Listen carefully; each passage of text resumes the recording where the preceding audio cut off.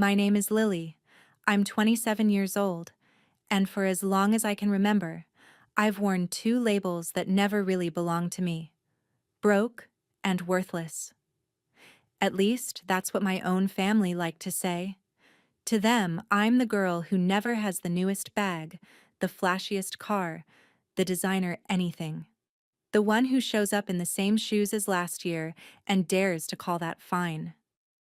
What they don't know, what they never bothered to ask, is that while they were laughing at my so-called poor lifestyle, I was quietly paying for theirs. The mortgage they brag about owning, my direct deposit, the car they love to flex on social media, my signature on the loan, the utility bills that somehow never get cut off, the medical bills that magically disappear, the credit cards that never quite go to collections, all me. I let them talk. I let them sneer. I swallowed every insult, every joke at my expense, because I told myself it was easier to be the silent backbone than the villain who made the family uncomfortable with the truth. But this morning, I opened my laptop, stared at my overflowing inbox, and realized something. The only reason they still see me as worthless is because I've been too scared to show them how much power I actually have. So I drafted one email, one subject line, a few screenshots, a list of transactions, and a CC list long enough to make them sweat. Before I show you exactly what I wrote in that email and what happened the moment they realized who was really paying for their perfect little life, tell me this. What time is it where you are? And where are you watching from? I want to see just how far this story about family, money, and revenge will travel. The first line I typed into that email was simple. Here is a list of everything you've ever called yours that was actually paid for by me. No drama, no insults, just that. Then I started listing mortgage payments, date, amount, confirmation number, line after line, month after month, highlighted in yellow. Under each one, I added where the money came from. Paid from my checking account ending in 0427. The house they posted online with the caption, "Hard work pays off." My hard work. Then came the car. The sleek, shiny SUV my sister loved to photograph from every angle. I scrolled back through my banking app and pulled the first transfer, the down payment they scraped together. I remembered that day at the dealership so vividly it made my stomach twist. I was 22, sitting on a cheap fake leather chair in a blazer that didn't quite fit right, while my mother and my sister charmed the salesman. Every time he mentioned the co-borrower, they waved their hands and said, "Oh, she's just there to help with the paperwork." Just paperwork, I repeated to myself back then, like a mantra. But when the monthly payments started overdrafting my account, no one called it just paperwork anymore. I screenshotted those payments too. For each image, I wrote one short sentence underneath. You drove this. I paid for this. It felt cold. It also felt true. With every item I added, a memory attached itself to the line like a shadow that wouldn't let go. I was 19, working my first office job, taking the bus because I couldn't afford a car yet. My phone buzzed one afternoon with a text from my mom. "Call me. Emergency." When I stepped into the hallway, she was already crying. "They're going to take the house, Lily. We're 3 months behind. I don't know what to do." I remember sliding down the wall, my heart pounding. I had a tiny emergency fund I'd built from saying no to coffee runs, splitting meals with friends, and pretending I wasn't hungry when I really was. I wired everything I had to her that same day. No questions, no judgment, no lecture. I told myself, it's fine, I'm young, I'll rebuild. She posted a family picture in front of the house a week later with the caption, "Grateful for our blessings." I wasn't mentioned.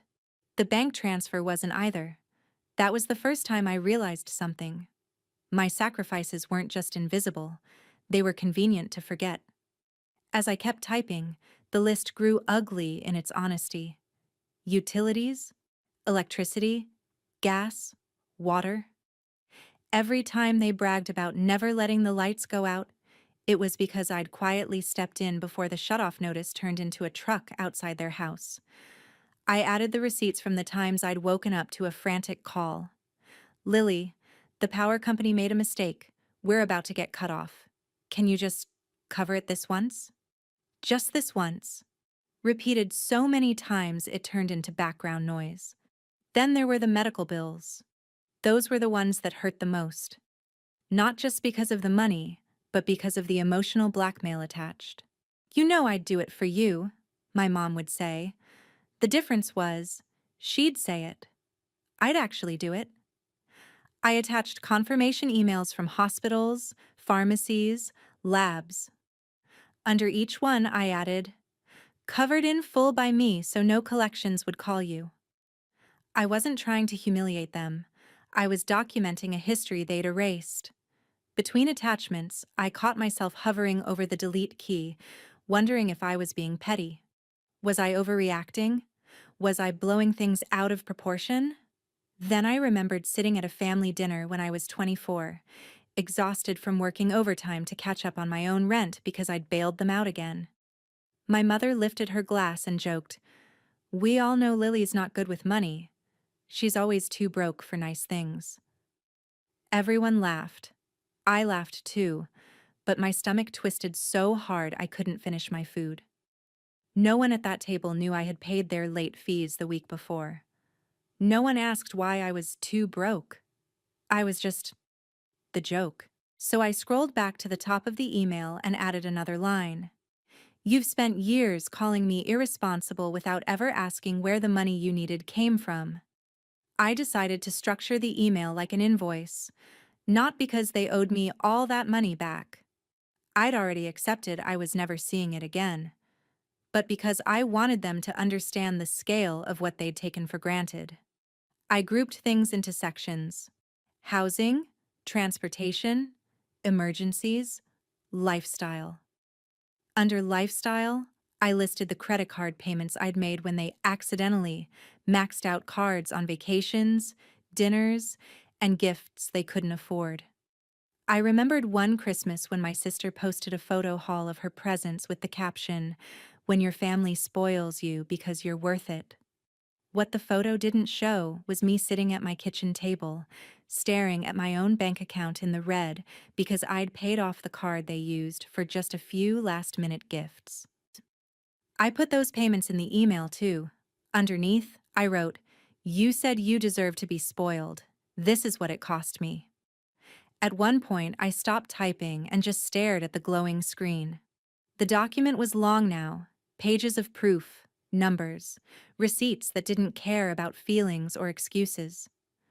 My hands were shaking, but not from anger, from clarity.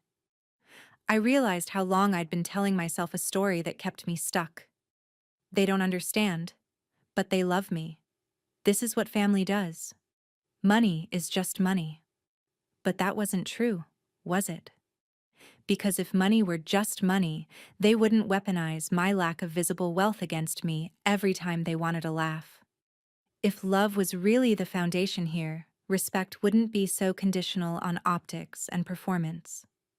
I sat back in my chair and breathed out slowly. Then, almost without thinking, I typed a question into the email, right after the invoice-style breakdown. At what point does helping your family stop being love and start becoming self-destruction?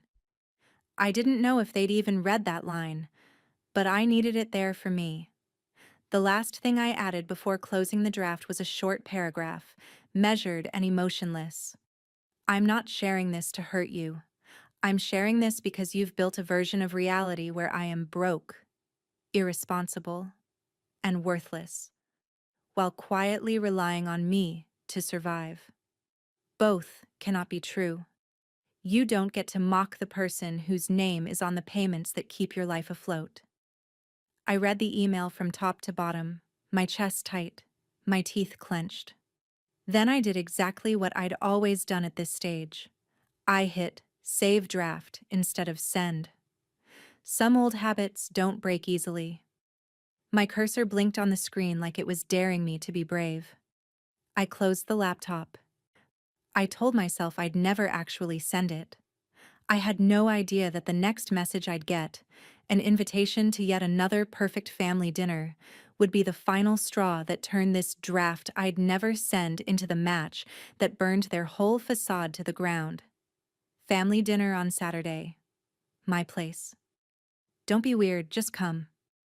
The text from Victoria popped up with a photo attached, like she always does. In the picture, her dining table was already half set, plates lined up on a long, polished surface, crystal glasses catching the light from a chandelier that looked like it belonged in a magazine. She loved staging these little previews, like trailers for the life she wanted everyone to believe she lived. What she never seemed to realize was that every perfectly angled shot of that table, every curated detail in the background, was a reminder to me of how many times my bank account had bled so that room could stay fully furnished and fully lit. I stared at her message for a long minute. On any other week, I would have started building excuses in my head. I am tired. I have a deadline. I have to work late. I would choose peace over humiliation, stay home on my couch, and hope that skipping one dinner would mean skipping a fresh round of jokes at my expense. But this time, something in me refused to run. Instead of opening our chat again, I opened my email. The draft stared back at me, waiting. The subject line I had written earlier felt almost too calm for what was inside. It said, "What you call yours versus what was actually mine." I sat there and watched the cursor blink, then I deleted it and typed a new one. "Read this before you say another word about my money." It felt harsher. It also felt honest. I started adding names to the recipient list, and I was deliberate. First, my mother. Then my sister. After that, I added the rest of the inner circle. The people who always seemed to be present when the jokes landed the hardest. The aunts who loved to whisper in corners about who was doing better than whom. The cousins who laughed along a little too loudly whenever my mother called me dramatic or irresponsible. The uncle who never missed a chance to ask if I had finally figured out how to be a proper adult yet. Then I moved to the CC line. That was where the real pressure lived. I added the family friend my mother was always desperate to impress, the one who thought she was the image of strength and independence. I added a couple from church who ran the community group where my mother liked to position herself as the wise, stable matriarch who had it all figured out. Line by line, I built an audience for the truth, not to humiliate them for sport, but to make it impossible for them to twist the story back into something that made me the problem. When I was done, I did not hit send. My finger hovered over the button, my chest tight. And then I remembered their faces at previous dinners, the way my mother would look around the table before delivering a punchline at my expense, like she was warming up a crowd. I did not want another night like that. I wanted consequences. So I clicked on the schedule option instead. I set it for the next morning at 9 o'clock. That felt right. Late enough that everyone would be awake. Early enough that they would still be scrolling through their phones, sipping coffee, planning their day, before realizing their entire version of reality had just been rewritten in their inbox. I sat back in my chair and looked at the small confirmation on the screen. Email scheduled. Then I closed the laptop and went to get ready for dinner. My hands moved on autopilot, picking out the same simple black dress I had worn before. It was clean, neat, and comfortable, but nothing about it was flashy. The last time I had worn it, my mother had laughed and called it recession chic in front of everyone. I remember pretending to laugh along while silently doing mental math about how much I had left after covering one of her emergencies that week. I slipped the dress on anyway. I was done dressing for their approval. On the way to Victoria's place, I watched the city go by through the bus window. Cafes setting up for the evening, couples heading out, lights flickering on in apartment windows. Somewhere in that same city, my money was sitting quietly in houses and cars that did not have my name on them, propping up a life that I was never allowed to fully belong to. I got off a stop earlier than usual just to breathe before I walked into the performance. When I reached her building, I could hear music before I even stepped out of the elevator. Laughter and clinking glasses spilled down the hallway, the kind of noise that says everything is perfect here. Do not look too closely. I knocked and the door flew open. "Lily, you are actually on time," Victoria said, smiling wide and air kissing my cheek. Miracles do happen. She smelled like expensive perfume and her makeup was flawless, every hair in place. She took the dessert box from my hands and glanced down at it. "Homemade again," she said, raising an eyebrow, making sure the people nearest the door could hear. "Still cannot afford catering?" A couple of people standing nearby laughed, not loudly but enough. My mother appeared behind her, glass of wine in hand, eyes already bright with that sharp energy she got whenever there was an audience. "There you are," she said, giving me a quick hug that felt more like posing for a picture than affection.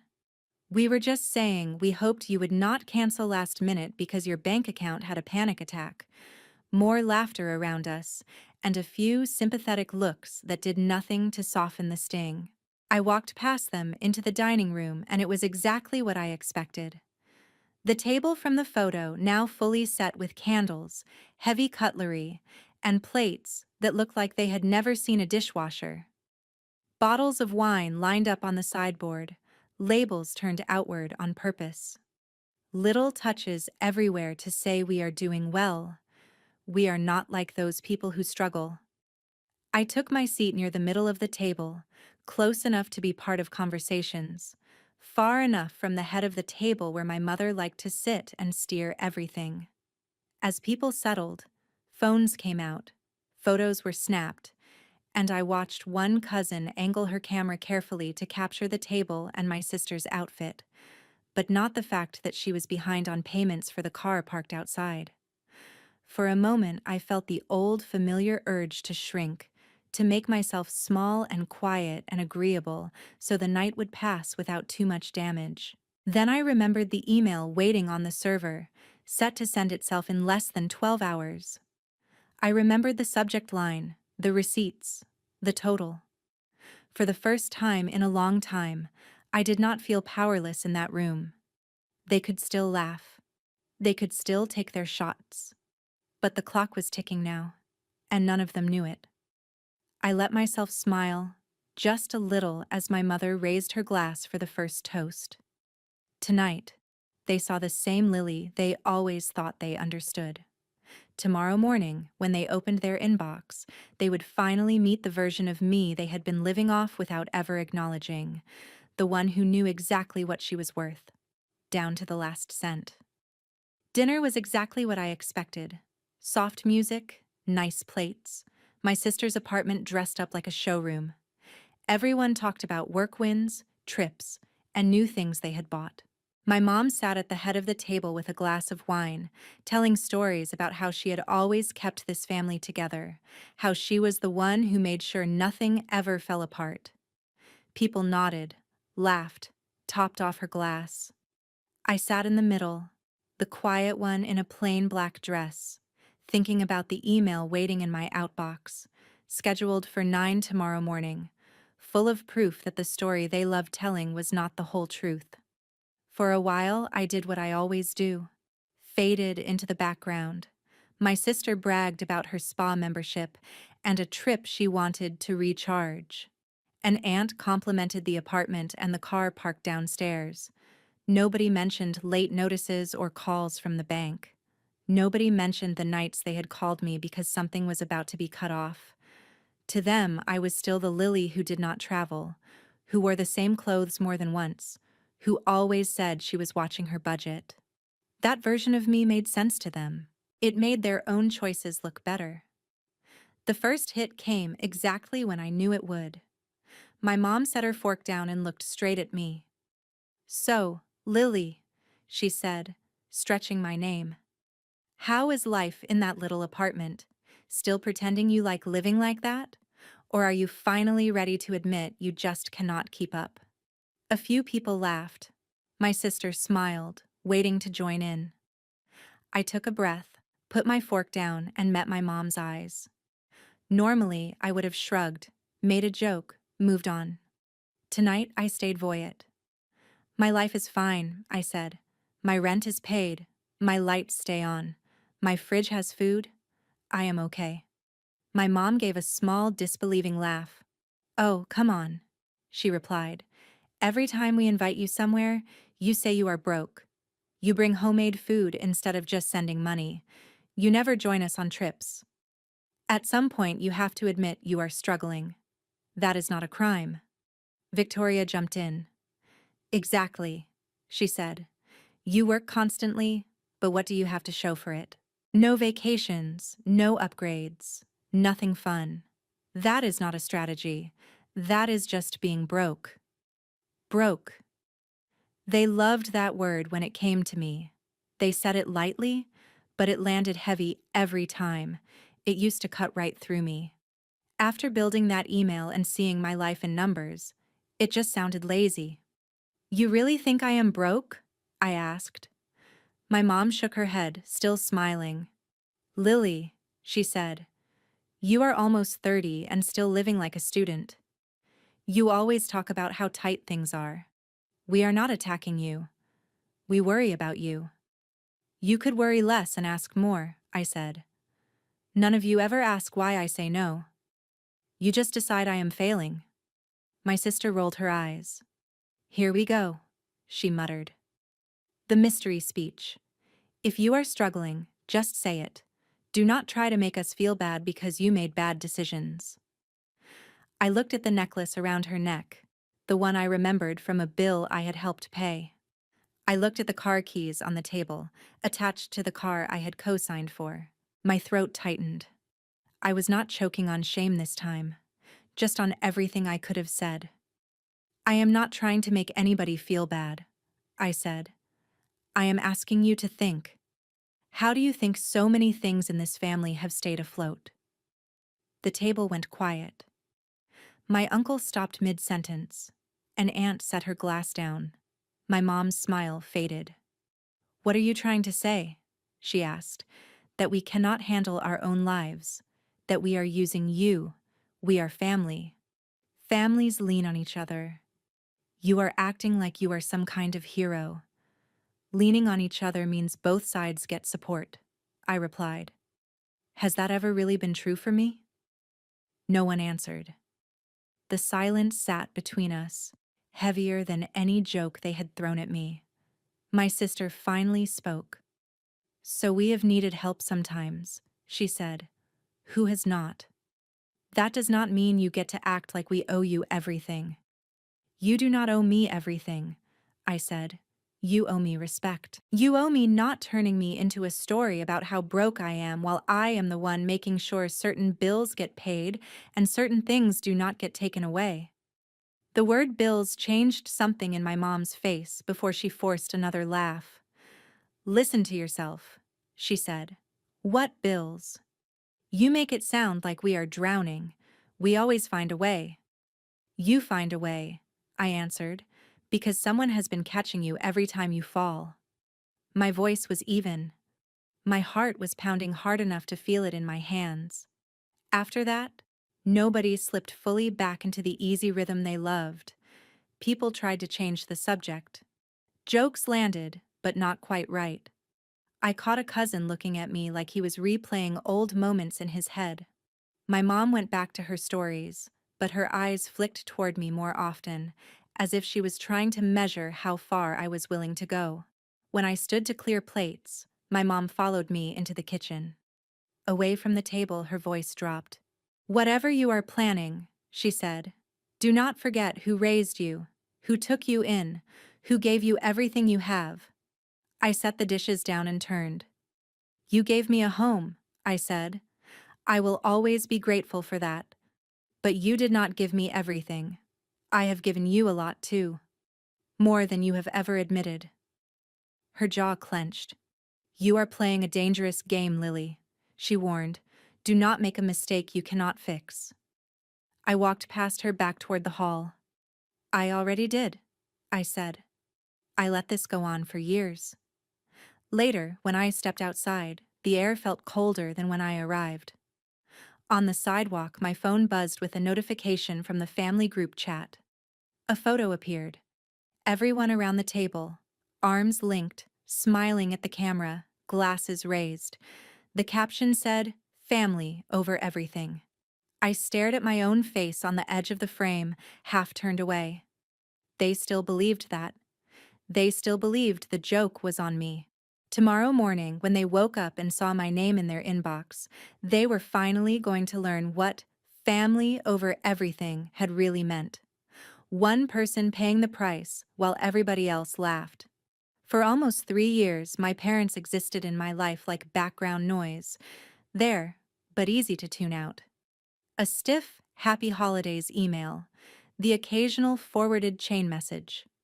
A birthday text sent hours late with a generic, "Hope you're well," tacked on like an afterthought. I didn't answer most of it. I was busy being someone else, someone I chose. Under the name Dr. Madison Murphy, my days were full. The clinic was always packed. I was the person people came to when their own family said, "You're overreacting," and they needed someone to tell them they weren't crazy. At night, I wrote. The blog that had started as a small secret diary for strangers kept growing.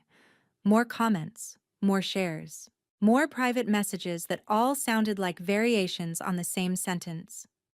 I thought it was just me. Then, one of my posts, "The Ghost Child and the Golden Child," got picked up by a mid-sized online magazine that focused on mental health and family dynamics. It was the most personal thing I'd written yet, a thinly veiled autopsy of my own childhood. They asked if they could republish it. I agreed, on one condition. They use Dr. M, psychologist, name changed for safety. No full name, no location, just the truth, scrubbed of identifying details, but not of impact. I hit send, closed my laptop, and went back to my life. For a few days, nothing changed. Then the article went live. At lunch one afternoon, my phone started buzzing. Unknown number. I let it ring. It buzzed again, and again. Then a text. "Madison, please, it's Mom. It's important." My stomach dropped in that old familiar way, the way it used to when I saw the school's phone number flash on the landline and knew I'd get in trouble for something my brother did. I stared at the screen until the call went to voicemail, then set the phone face down on my desk and finished my sandwich like nothing was happening. That night, I finally listened. In the first voicemail, my mother's voice sounded wrong, not calm, not superior, fractured. "Madison, if this is still your number, I think that article was about us," she said. "People are talking. Your father is furious. Your brother is losing clients, sponsors. They don't want to work with someone from a family that would do that to their daughter. Is that what you wanted? To punish us?" There it was. Not. "We read it and realized how much we hurt you." Just, "You're making us look bad." The second voicemail came a few hours later, voice sharper, almost scolding. "This is our private business. I cannot believe you would paint us as abusers on the internet. It was one misunderstanding, and now you're making us look like monsters. Take it down. Fix it." One misunderstanding. My chest actually hurt at that. Years of missed events, of "don't be dramatic," of choosing my brother's needs over mine, boiled down to one misunderstanding they believed I should quietly swallow. I played the messages for Ava the next day after our last session. She leaned back in her chair, arms folded. "There it is," she said. "They didn't call because they suddenly saw you. They called because other people are finally seeing them." Am I going too far? I asked, hating the waver in my voice. Ava frowned. "You wrote about your experience. You didn't name them. You didn't fabricate anything. They built the house. You turned the lights on. If they don't like what it looks like, that's not on you." I wanted to believe her. A part of me still heard my dad's voice, though. Families handle things privately. You don't embarrass us in front of other people. That sentence had been used to shut me up my whole life. Later that evening, alone on my couch, I opened my email. A new message sat at the top of my inbox subject line: Interview request, family estrangement story. A journalist who specialized in stories about toxic families, no-contact kids, and cultural expectations had read my article. They wanted to do a longer, anonymous piece. Your perspective as both a psychologist and someone who has walked away from their family is powerful, they wrote. We think it could help a lot of people who are being told they're overreacting to neglect. While I read, my phone buzzed again. Another unknown number from my hometown area code. Another voicemail. This one was shorter. My mother's voice was raw. Please call me. We're desperate. Not, I miss you. Not, I'm sorry. Just, we're desperate. Desperate because my brother's Family Man brand was cracking after that leaked barbecue video. Desperate because the article gave people words for the kind of neglect they'd always brushed off as normal. Desperate because, for the first time, I wasn't the only one paying for their choices. I set the phone down and stared at the ceiling. My mind did what it always does. Turned the situation into a therapy session I couldn't bill for. One voice in my head sounded like the child version of me, 16, sitting on the edge of her bed in a dress she bought herself for an award ceremony her parents left early. If you pick up, she whispered, they'll say you're too sensitive again. They'll say you misunderstood. You'll cry, they'll sigh, and nothing will change. Please don't put me back in that room. Another voice, newer and sharper, sounded like Ava. You finally have leverage. Don't hand it back for free. Ask yourself who benefits if you make this easier for them. I shut my eyes and imagined the cafe from my hometown where we used to go after church. My younger self sat across from me in that mental picture, wearing my old hand-me-down jeans, knees bouncing, phone clutched in both hands. They're still your parents, she said quietly. And I'm still their daughter, I answered. But when has that ever protected me? She didn't have an answer. She just looked tired, the way I remembered feeling all the time back then. I opened my eyes. The empty apartment around me felt very far from that old house, that old version of me. I picked up my phone again. The screen glowed with my mother's last text. We're desperate. For what? I said out loud. For me? Or for damage control? The silence answered for her. I didn't call back that night. Instead, I replied to the journalist. An anonymous interview is fine, I typed, but I won't be softening what happened to make anyone more comfortable. My finger hovered over send for a long second. Somewhere inside me, that teenage voice whispered, Are you sure? This could make everything worse. Then another part of me, the woman who walked across a stage alone while her parents flipped burgers, answered, It's already as bad as it can be with them. This might make it better for someone else. I hit send. Only then did I open a new text to my mother and type, I got your messages. I'm not ready to talk. When I decide to, it will be on my terms. In public, where you can't rewrite what happened. Until then, you'll have to live with what you did, and with people finally seeing it. I didn't wait for a response. I muted the thread, put the phone face down, and let the quiet fill the room. Question for you. When someone only reaches out after your silence finally costs them money, status, and the mask they've worn for years, do they deserve your voice back, or just the echo of their own choices? In the end, I did call back, but not to apologize. If we talk, I told my mother, it has to be in public. Neutral place. No yelling, no pretending it was all a misunderstanding. You tell the truth, or there's nothing to say. She agreed instantly, which was almost suspicious. We picked a cafe halfway between my city and theirs, a crowded place with big windows and nowhere for anyone to hide. When I walked in, I spotted them immediately. My mom looked smaller than I remembered, lines etched deeper into her face.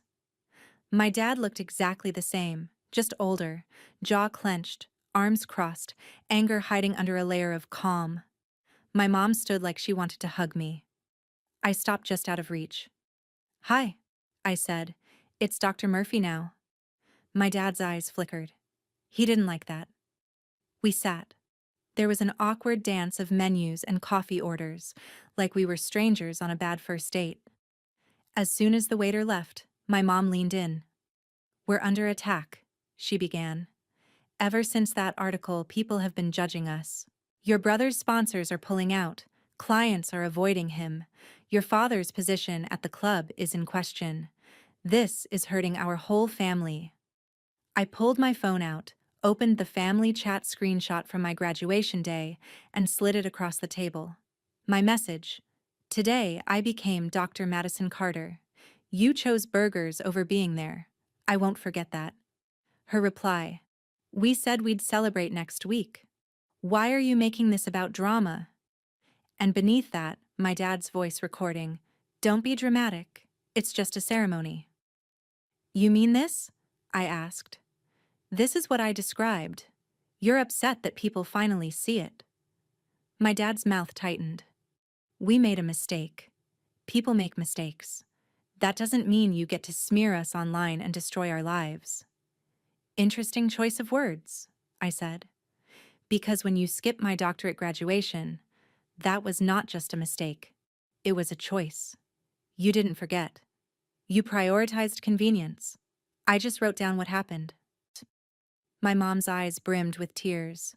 "You're twisting things. We have always supported you. We paid for your books, your rent. We were proud of you." "You were proud in theory," I cut in. "But when it came time to show up, you didn't. Not in high school, not in college, and not when it mattered most."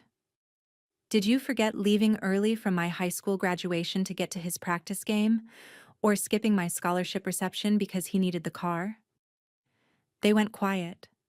A couple at the next table glanced over, but I didn't lower my voice. Let them hear.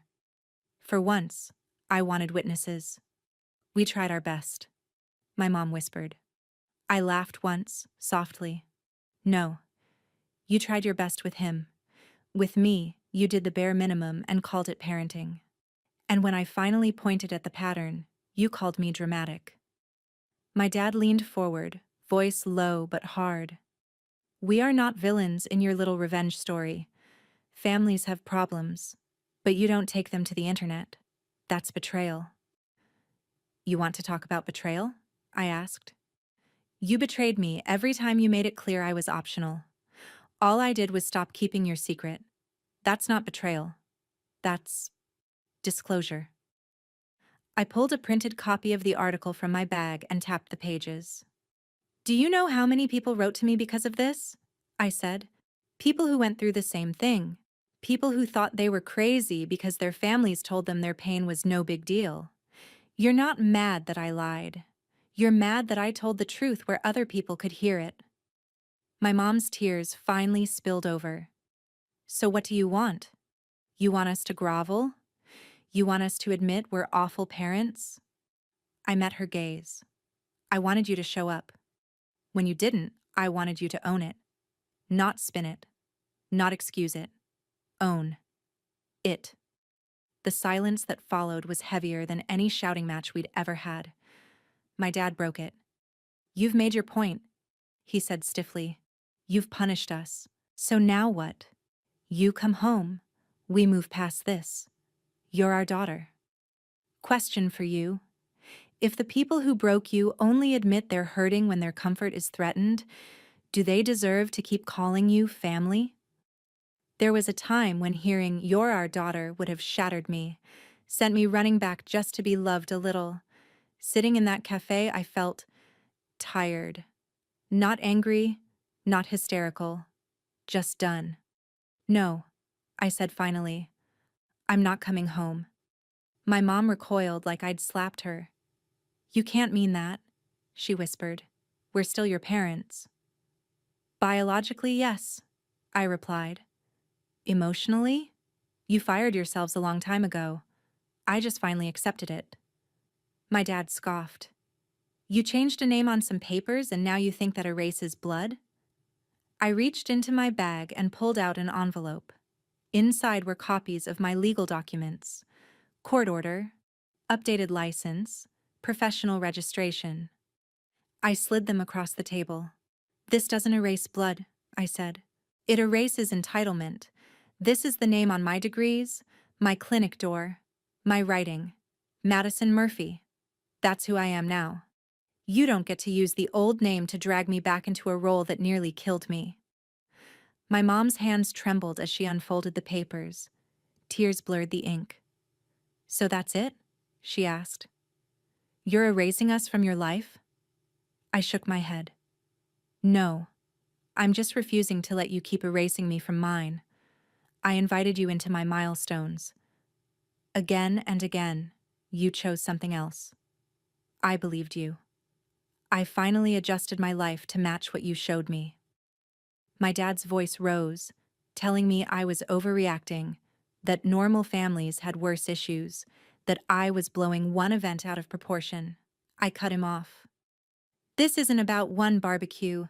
It's about a lifetime of learning that I came second, second to convenience, second to schedules, second to your golden child. My doctorate was just the moment I got proof. The day you confirmed that even at my highest, I still wasn't worth a drive." My mom reached across the table, grabbing my wrist. "We can fix this," she begged. "We'll apologize publicly if that's what you want. We'll tell people we were wrong. Just don't throw away your family." I gently pulled my hand back. "You can't fix rot with fresh paint. You have to tear out the damaged parts.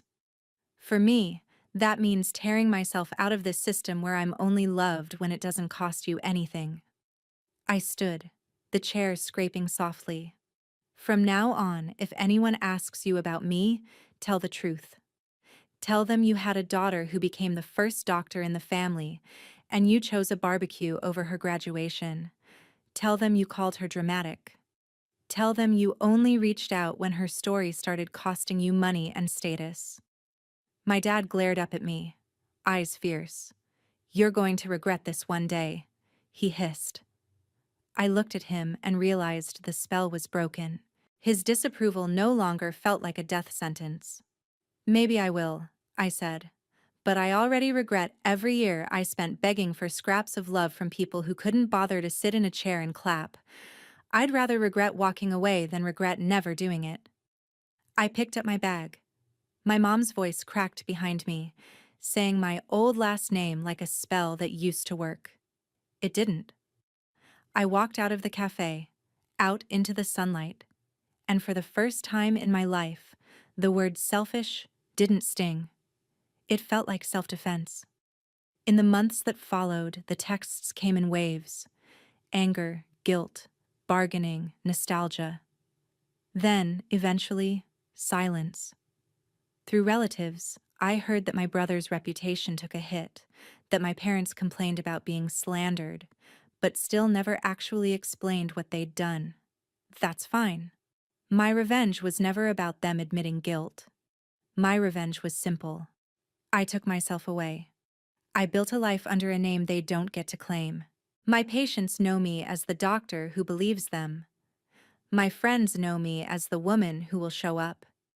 Because she knows what it's like when people don't.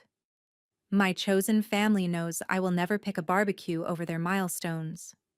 Sometimes, late at night, I think about that empty seat at my graduation and the full chairs at my brother's party, and I feel something close to peace, because I finally understand blood is not a free pass to hurt someone without consequences. The real twist isn't that I changed my name, it's that I stopped believing family automatically meant home. So I'll leave you with this. When the people who share your blood treat you like you're optional, is staying to keep the peace an act of loyalty? Or is walking away the first real act of love you show yourself?